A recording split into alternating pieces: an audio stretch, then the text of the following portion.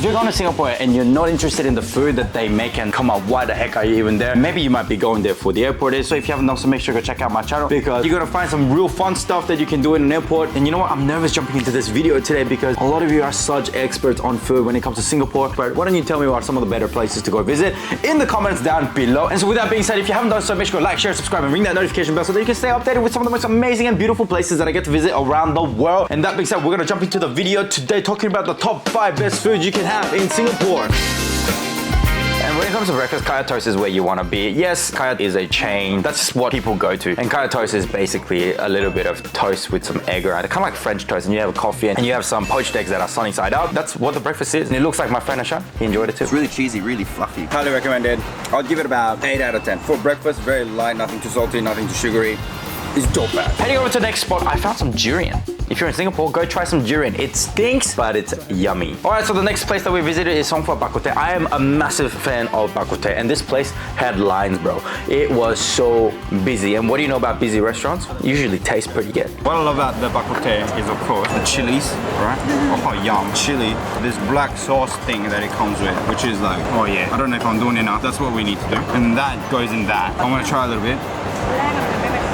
Caught it. I'm home. Fa Bak Kut Teh was actually super good. I would have given that literally 8.5 out of 10. The thing is, I really wanted to order more, but my friends were telling me, now stop. We're gonna go out and eat lots of different meals on that day. So we just need to calm down so that we can fit in more meals. Literally on the day, I woke up at 9 a.m. and we're trying to fit as many meals as possible until 3 p.m. So we had to leave some room. But in Singapore, the portions are really small. And I think that's part of the reason why the food is really cheap. But if I could just keep going, I would have ordered so much more. That 8.5 out of 10, it was dope as. We need to bring our own tissues here because without it, we can't actually eat anything. And we can't actually reserve the table. They use the tissues to actually reserve the table. It's called chopping the table. So we're gonna actually need some tissue. So in Singapore, we have to reserve the table by what's called chopping. You can do it using a phone, you can do it using a tissue. That means this table is reserved for you. Now, you would think that you would lose a phone, but it's totally okay.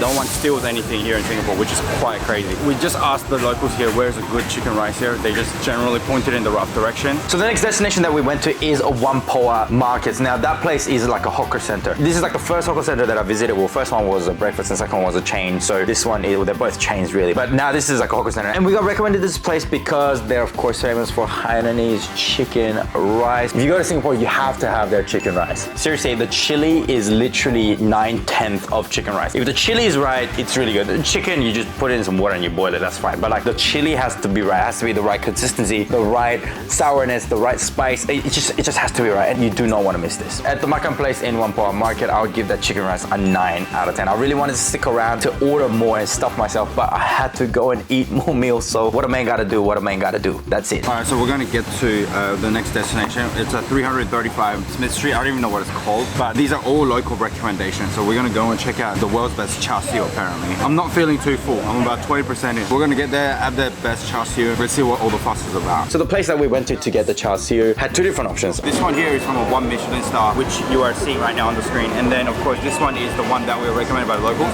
The local doesn't like this one, and the local loves this one. And I got some watermelon juice to cover it up, $2. Let's try some. So here we are bringing the 2 together to give it a taste test. There isn't a significant difference, but they're both Char Siu and they're both fantastic. Get one from the store and this one as well. I think they're both fantastic. I didn't think the Michelin star was as bad as what the local told me, but the Michelin star restaurant, you do have to wait a long time for it. Hashan, our boy, has been waiting for such a long time for it. Oh, it's so good. Let's do it. Let's go.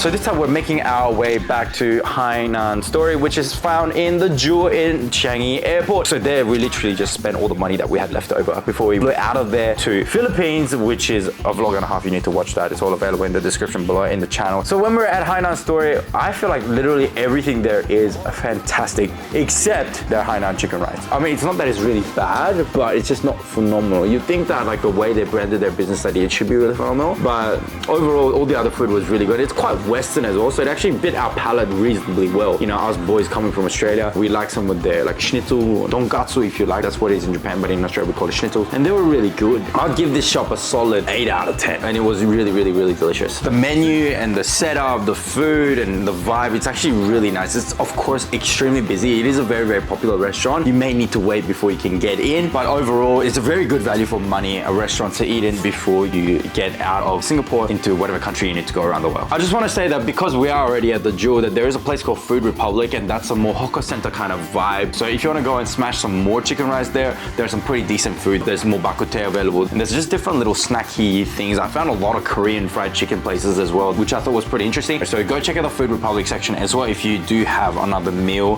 that you can have while you're in the airport. And of course, as a bonus, I really recommend you guys go check out Chomp Chomp food marketplace. If you just look up Chomp Chomp, you'll find wherever it is. We went there during nighttime, and there's so many different barbecues, drinks that you can order, and literally there's great seafood as well. We tried stingray, which I thought was particularly yummy. It's just a good vibe at night, we found. So I give this place a good 8 out of 10. When you go to Singapore, make sure to go check out this place. So that's it, guys. If you have the chance to go to Singapore and you have a little bit of tour around town for all the beautiful food that you get to eat, make sure you go check out some of the places that I mentioned. If you think some of the places that you've been to is better than the places that I've been to, please leave it in the comments below. I go to Singapore all the time, so I'll be going there, reviewing, checking it out, tasting, basically making you feel even more hungry every time you turn on YouTube to watch my videos. Thank you so much for tuning in, guys, and much love to you all. Make sure to like, share, subscribe, and ring that notification bell so that you can stay updated with the latest and the most fanciest of all the places that I get to visit on this very amazing planet, the Earth. I'll see you later.